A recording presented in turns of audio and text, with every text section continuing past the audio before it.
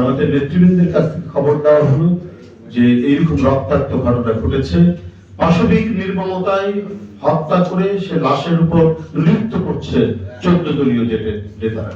সব শুনে তিনি সাথে সাথে যখন দেখছে যে পুলিশ কোনো কথা শুনছে না, র্যাব কোনো কথা শুনছে না, তখন বিডিআরকে বললেন এবং বিডিআর তখন মুভ করে, বিডিআর একটা দায়িত্ব পালন করে। তখন রক্তাক্ত ঘটনা অনেক ঘটে গেছে।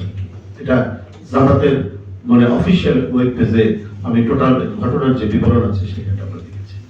তো সুতরাং বিষয়টা হচ্ছে ওই দিনটি এমন একটি দিন যে দিনটি কে কাকে কোথায় কিভাবে গেছে কোনো নামে মাত্র সরকার কয়েক ঘন্টার মধ্যে পদত্যাগ করছে, প্রশাসন কেউ কোনো কথা শুনছে না।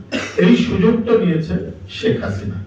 শেখ হাসিনার প্রথম ফ্যাসিবাদের বহিঃপ্রকাশ হচ্ছে 28 অক্টোবরের ঘটনা।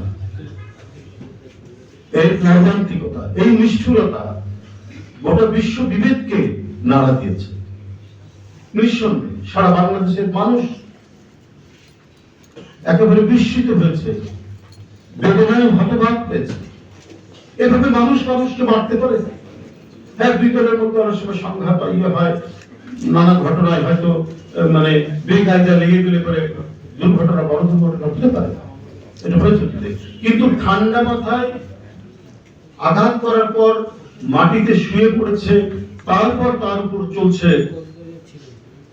আপনার নারকীয় নৃত্যের উল্লাস। এই কি ভয়াবহতা!